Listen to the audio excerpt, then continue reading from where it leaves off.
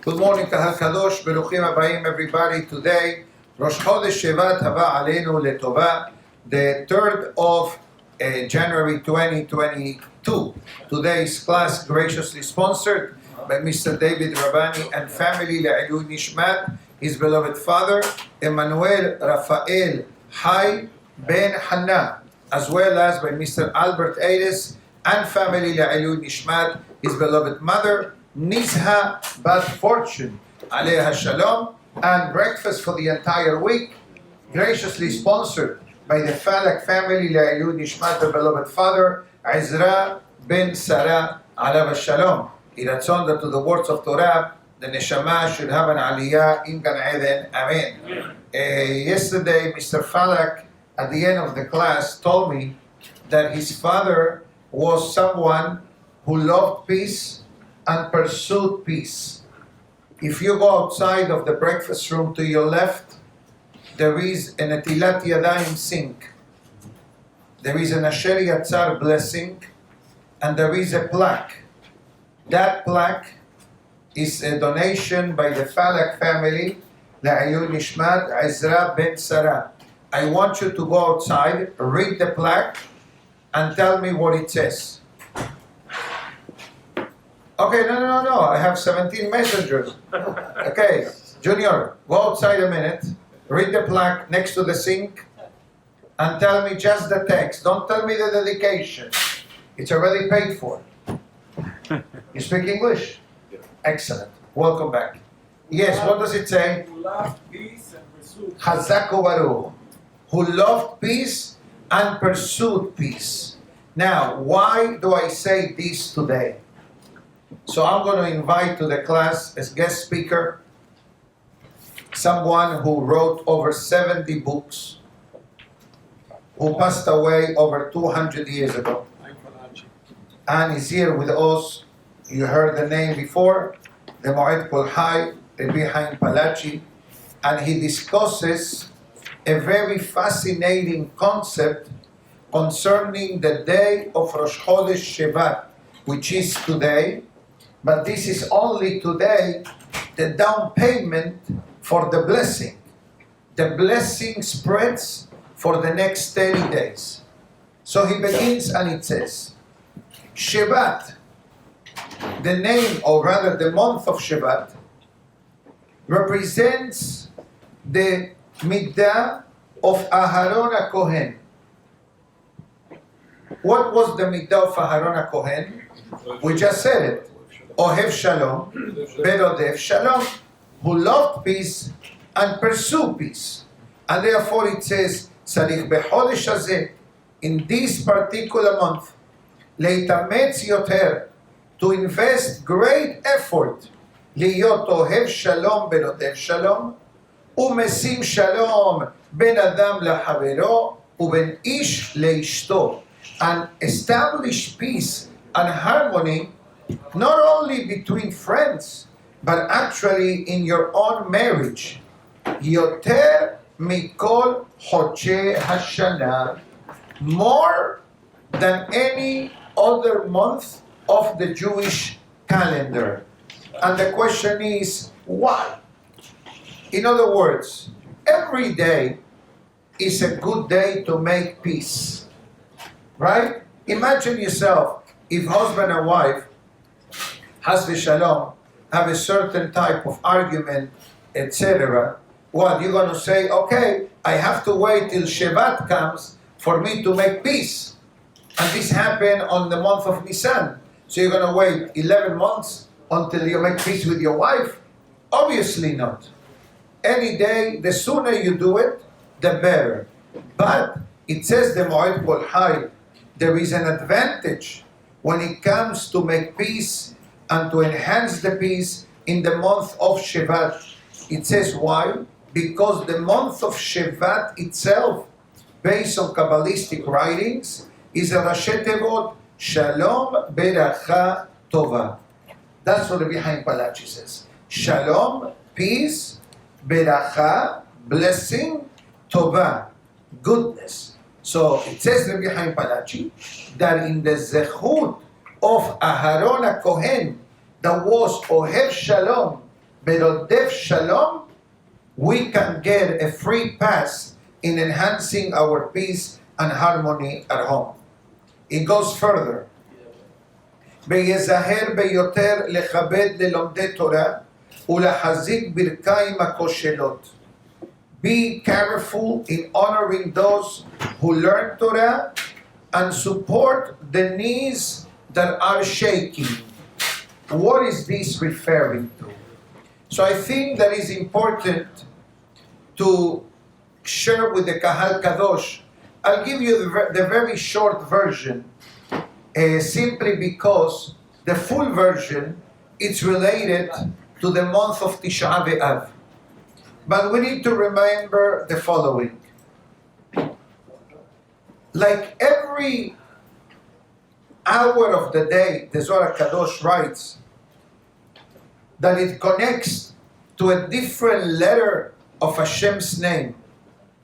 And every month of the Jewish calendar, it has like a manager, so to speak. And there are two managers in the Jewish calendar. One is called Yaakov Avinu, and the other one is called Esav. To our benefit and to our well-being and protection, Yaakov Avinu manages Nisan, Iyar, Sivan, Elul, Tishrei, Heshvan, Kislev, and Adar. Haman manages, no Haman, but Esav, his great-great-grandfather, manages Tammuz, Av, Tevet, Shevat. Those are the 4 months that Esav manages. Originally, the split was 50-50. Esav had Adar, that it reversed into Purim, and Esav had Elul, that it reversed into the Hodesh Rahamim. So what did we do with Esav?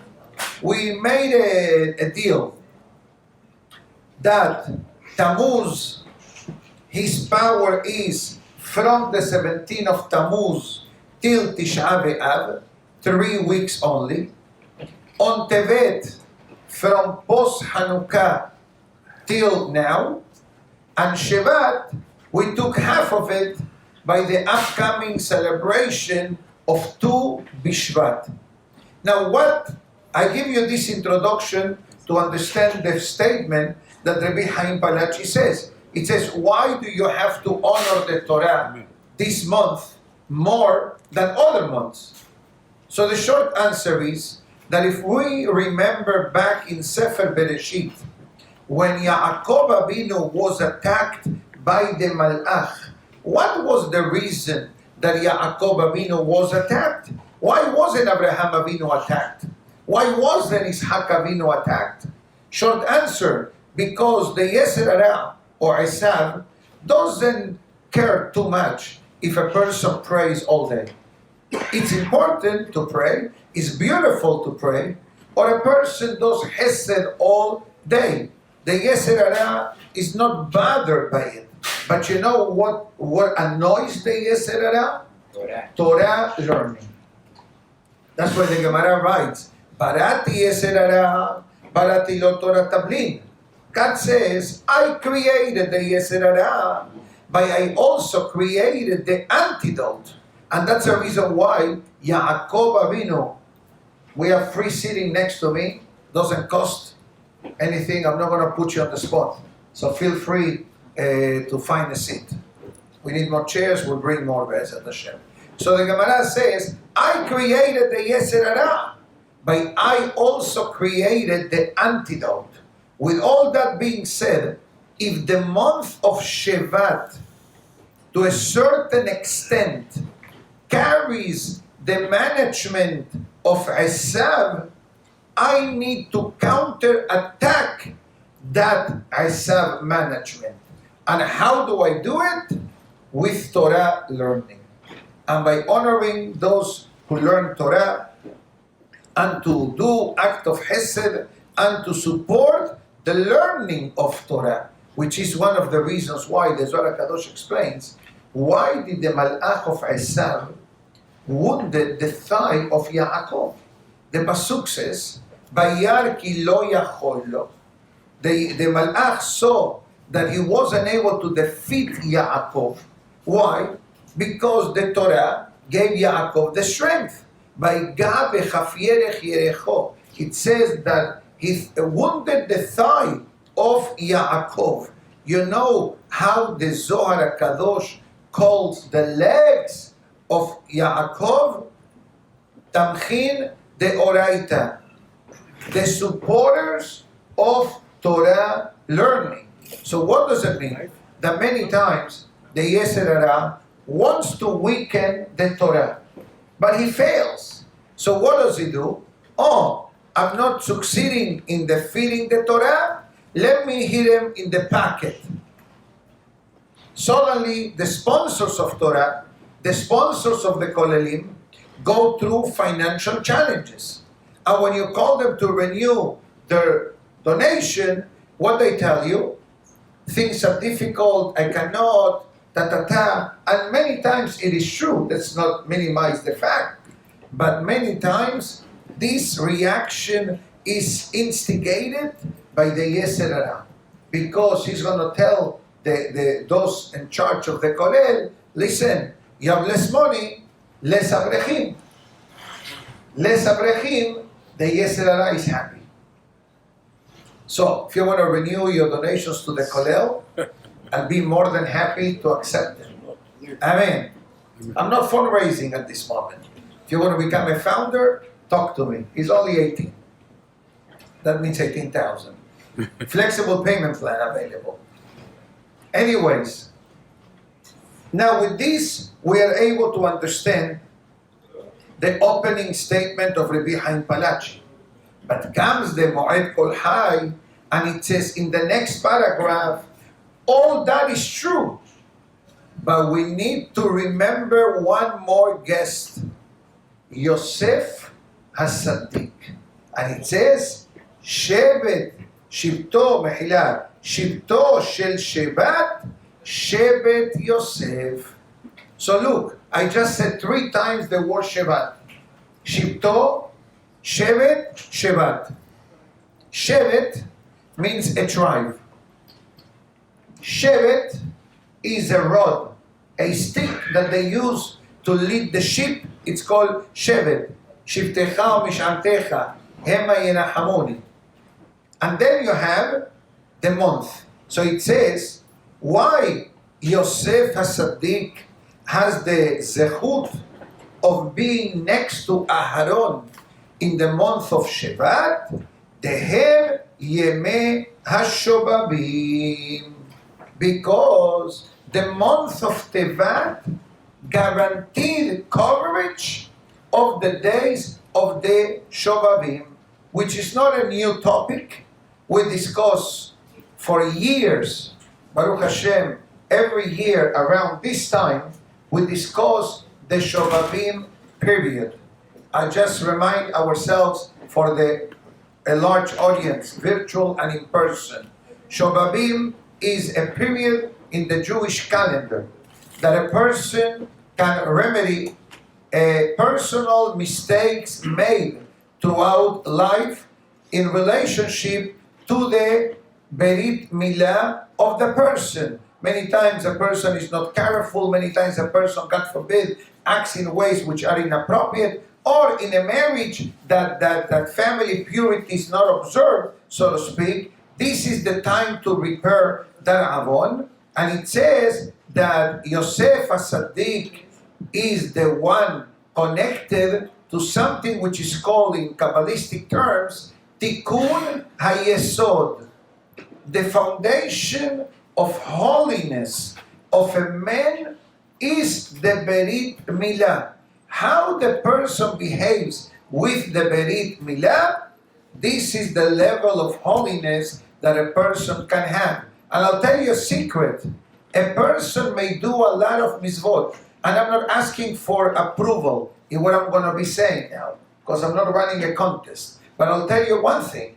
A person can do a lot of mitzvot, a lot of charity, but if God forbid this Avon, God forbid, known as Zera Levatala, is active, all the mitzvot that a person does, they go down.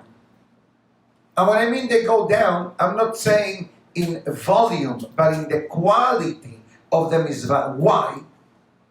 Short answer. Because, there is a concept called Tikkuna Klalit. Have you heard of this? Yes. Now, oh, you heard of this? Sounds familiar. Yeah, okay, I'm so happy. So then I have to give you the full explanation. What is the Tikkuna Klalit? Tikkuna Klalit is 10 selected chapters of Tehillim that many people have the beautiful custom of reciting on a regular basis. Some people do it daily, some people do it weekly, but definitely during the period of the Shovavim, try to say it a few times, because these 10 chapters are earmarked to remedy the spiritual shortcoming of a person, God forbid, not being careful with the Berit Milah. So now, what beracha it brings to the person being careful in this topic of Shovavim that we are saying? First of all, simcha, happiness. Why? Because that Avon is a catalyst for sadness or depression, and sends away the beracha of HaKadosh Baruch Hu, because God cannot see this person, because this sin is comparable to murder, God forbid. I know it sounds heavy, and I apologize for not giving you the warning sign in advance, but that's basically a person wastes, has v'shalom, the zera, and the zera represents souls, and if God forbid they are wasted, so these neshamot miss the opportunity or the potential to become something. And this is found in the prayers of Selichot. And it says, Shihanu zera kodesh levatala, we wasted the zera, ubarano mashhid lehabel, we created negative forces in the world, gam bichnafenu nimseu dam nafshot elyonim nekiim, in our hands the soul or the residue of the souls of innocent pure matters were gone completely to waste. This is the reason why when it comes to a funeral, God forbid, children don't go to the burial. Why they don't go to the burial? For this reason. This is the reason why they don't go to the burial. They stay outside. Once the body is lowered, then the sons come in. You know why? Short answer. Because when, God forbid, the father passes away, the children escort the father. Mitzvah, kavod, kaved et avicha v'et imecha. But guess what? Who else comes to escort the father? The sons that were not born. The neshamot that they were not born. Why they were not born? Part of the reason, this Avon. So this confrontation, now you have a dead body, I'm sorry to be so blunt, the father that is gone from the world. One side you have the living children, and then you have the living souls. No bodies, but souls. And guess what? This creates two problems. No one, two. One, it creates an indirect accusation against the father. Look what you did in your life. Chas v'shalom. But then it creates animosity, I shouldn't say animosity, jealousy from these souls that never became a human body to those that are living and became a human body, and they were able to make mitzvot and ma'asim tovim.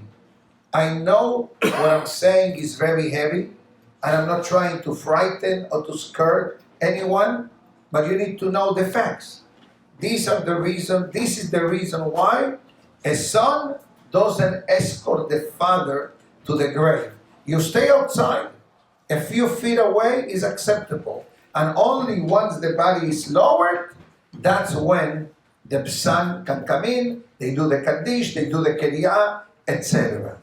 Now, all this, and Be'ezat Hashem, in the next few days, not today, because we're going to go to a beautiful Gemara of today as well, we're going to be discussing what tikkunim. Let's say somebody is listening to this shiur, and internally the person may say, Uli, Uli, Uli, Uli, I need to read Tikkun Kelali 7 days a week, 24 hours a day, Haz v'shalom. Don't worry, if you need a Tikkun Kelali, he has a few extra to give you. I keep your identity protected. Don't worry about it. Okay? But we're going to be learning certain things that a person can do to remedy, to a certain extent, this unfortunate situation, which is at the end of the day, the idea of the tikkun of the shovavim. So with all that being said, I'm going to switch the topic. Let me see if I'm able to answer it. Does the Yetzer Hara have the power to harm us physically? And if he does, why did Hashem give him this power? The Yetzer Hara usually does not has the power because the Yetzer Hara doesn't care about the body. He only cares about the soul. The only reason why this happened to Yaakov Avinu because was the only way to stop and to prevent Yaakov Avinu of flourishing. Thank God the Yetzer Hara failed. And you have to understand, whatever happens to Abraham Avinu, for example, Abraham Avinu was put into the fire, right? Abraham Avinu was put into the fire. He was put into the fire, okay, but that was an existential test. In other words, whatever happens, Abraham, Isaac, Yaakov, Moshe, Aharon, Yosef, David, the mega tzaddikim, the ushpizin, the founders of the Jewish people, it's all for us. They achieved what they needed to achieve in their life. But God gave them that extra, so to speak, nisayon in order to step up and to become who they became as an individual, which is only to the benefit of all of Am Israel, till Mashiach's arrival and Amen. Beyond, obviously. Now, you writing something? Okay, keep writing. I'll keep talking. Not a problem. I have what to say. Now, remember I mentioned before the meaning of the word Shevet, right? One was the name of the month. The other one is, thank you. The other one is the meaning of a tribe. And the other one is the meaning of a stick. So Kam Shlomo HaMelech, and it's a very famous pasuk that says, Hosech Shibto Soneh Beno. Simple. Literally means the one who hides the stick hates his son. Now what does it mean? Doesn't mean that your father is going to get a stick and beat you up. Maybe 50 years ago that was the tradition, right? In the Kitab at least, right? In the Kitab used to have a teacher like that. Okay? But thank God, because of him you're here today. Hazaku Baruch. Okay? So I used to have that teacher as well. Obviously, all that done out of love, today completely unacceptable. But Shlomo HaMelech says, Hosech Shibto, what does it mean? Literally, it doesn't mean taking the stick and hitting your son. Haz v'shalom. But it means education. It says, Hosech Shibto, a father who doesn't educate the child, Soneh Beno. You don't love him. No, but I'm letting him do what he wants to do. That's not love, that's hatred. That means that you don't care. Be'ohavo. But the father who loves the son, Shiharo Musar, guides them appropriately. And the Lashon, it says, Shiharo Musar, it says that the father, by showing him they want to educate his child, it shows the love that he has for a child. Although I will tell you one thing, in our generation, children are different than 1 or 2 generations ago. Today in the education field, they tell you positive reinforcement. What does it mean, positive reinforcement? In my childhood, positive reinforcement was, you're a hamor. You remember those days? You remember? I feel better now. I wasn't the only one there. Okay, hamor besurat adam. That's they used to call us in the kitab. A donkey in the shape of a human. True. You never experienced this. But 50 years back, this is the way people talk. And if your father looked at you, the message was there already. There was no need to talk and to converse. Today, kids say, what you looking at? What did they do? Don't talk to me like that. They call 911. True or no? That's the challenging moments of education that we are living today.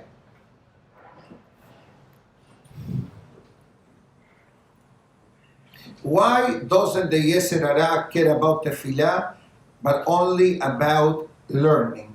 The Yetzer Hara, yes, cares about tefillah, because tefillah has a certain benefit to the person. Hesed has a certain benefit to the person. But these two don't come close to the Torah. Let's say you pray 4 hours a day. Okay? How much did you change? Minimum. You give Hesed. How much you change? Minimum. You learn Torah. I need to change. I need to do this way.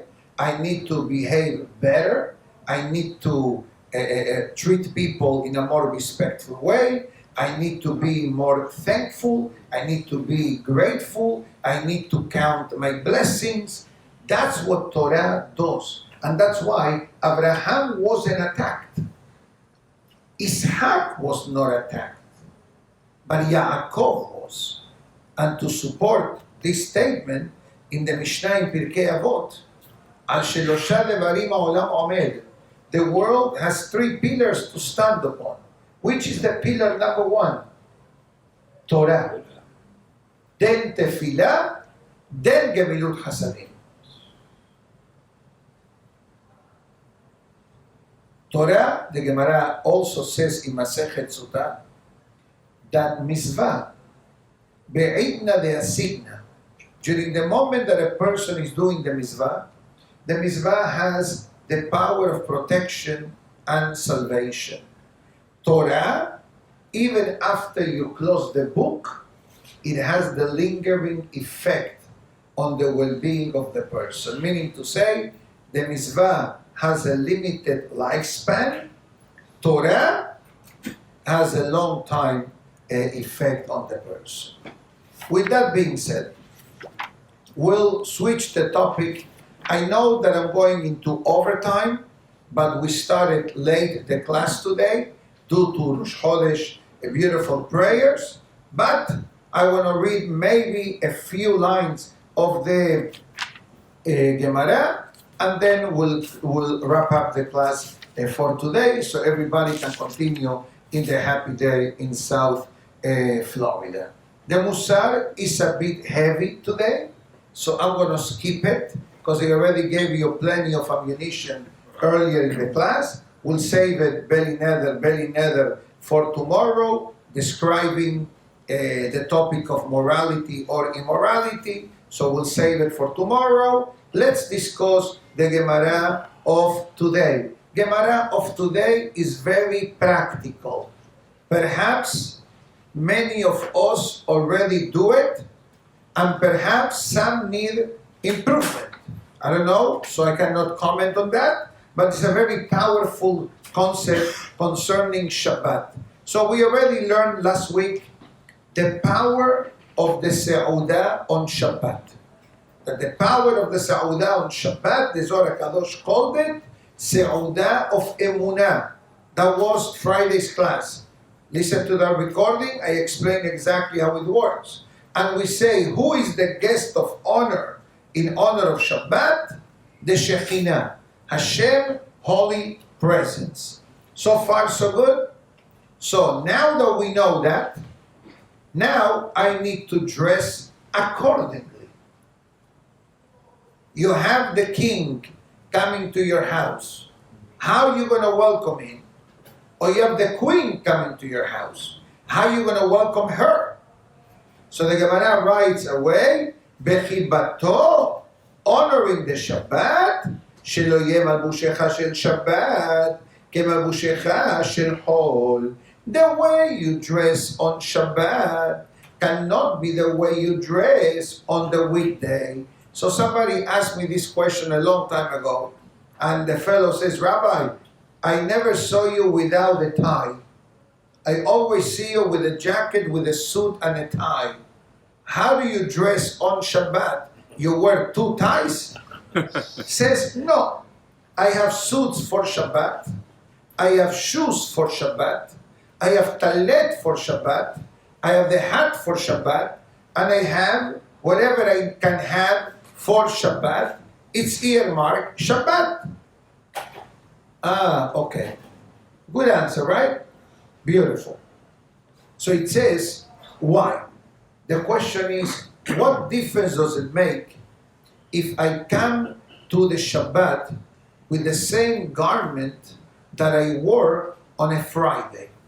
The Zohar HaKadosh answers this question, and it says that the aura of the weekday impregnates the garments of the person. So when a person comes into the Shabbat Kodesh with the same garment that he or she wore during Friday, and let me clarify, when I mean Friday, I'm not referring what you put on after taking a shower to welcome the Shabbat, but let's say you dress, like this on a Friday morning. You got up, you came to the synagogue, and you stay with the same dress code. And I'm not saying that extreme situation, your luggage didn't come, or the laundromat was not delivered. We're saying that there is no issue whatsoever. You just came from the office, you went home, you left everything, you came to the synagogue to pray Yichvot Shabbat. The next morning, you dress in honor of Shabbat. That's a problem. Because you are saying that Friday night, Shabbat night, is not that important like Shabbat day for me to dress elegantly in honor of Shabbat. And that's why the Gemara says, Shelo yehe mabushecha shel Hol kemabushecha b'Shabbat. So it says, She'elecha levush meyuhad leShabbat. Shabbat is a different ball game. Have a garment earmarked in honor of Shabbat, which is not complicated. It is not complicated. The person just needs to be mentally prepared and understand, okay, this is in honor of Shabbat. It doesn't mean, let me clarify, because somebody says, Rabbi, what? It means that I need to go buy a suit in honor of Shabbat? By the way, I do it. When I buy a suit, the earmark code, I'm buying a suit, Lichvot Shabbat Kodesh. Eventually it's going to be transferred to the weekday. Madhaf. That's the story of this suit. All my suits, they start Shabbat and holidays, and as the time goes by, then I change it, and I have it for weekdays, and the new one for Shabbat, and it's not called a demotion, by the way. It's not called, but let's say that I'll take this suit today, I send it to the cleaners, and I get it Friday. Can I wear it on Shabbat or not? Of course. It's not a halachic prohibition. I think that the message of the Gemara is telling us is, once you know that the Shekhinah, Hashem Holy Presence, is with you for the 25 hours on Shabbat, dress accordingly. That's all. You know, we discussed a long time ago the famous concept that the malachim come to the person's home, correct? And they check the house. What did they look at when they came to look at the house? Remember what it says? Hidlakti et nerotai. I lit the candles of Shabbat. E'erachti et shulchani. My Shabbat table is set up. Beisati et mitati. And my bedroom is made. What does it mean the bedroom is made? Depends who you ask. One of the explanations is very simple.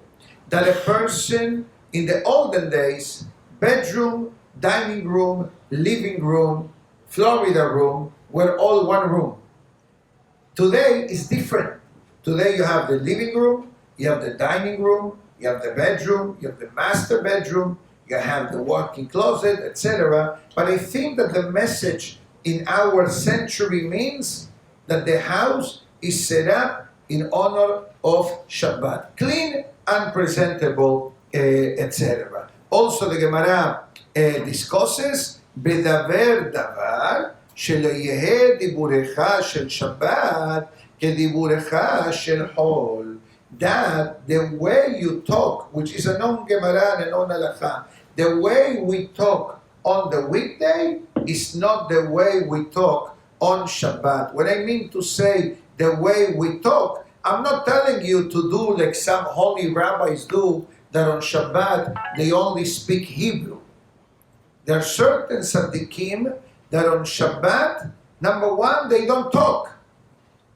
And if they talk in Hebrew, and if they talk divrei Torah. We're not in that level to do ta'anit dibur every Shabbat. Do ta'anit dibur during prayers. You're in the right track. Okay? But it says, the Gemara, very simple. It says, very simple. It says, diburim shel hol. What does it mean, dibur shel hol? Enyane mekach umimtar. Buying and selling merchandise, beheshbonot, and accounting. Bottom line, business. Business matters which are not related to the Shabbat or the Shabbat and the holiday, because Haz v'shalom, the moment that a person starts talking about this business on Shabbat, gradually the sanctity and the holiness of the Shabbat starts dissipating, and including the Gemara adds, even thinking, although some opinions do allow thinking, but the Mefarshim say, be careful, because the thought can take you far away, and eventually that thought may become talk, and once it becomes talking about it, is that we are not fully observing the holiness and the sanctity of the Shabbat. Okay, my good friends? I wish everybody a Chodesh Tov, B'Siman Tov, Baruch Adonai Le'olam. Amen. Amen ואמן. רבי חנניה בן הקשיא אומר, רצה הקדוש ברוך הוא לזכות את ישראל. לפיכך,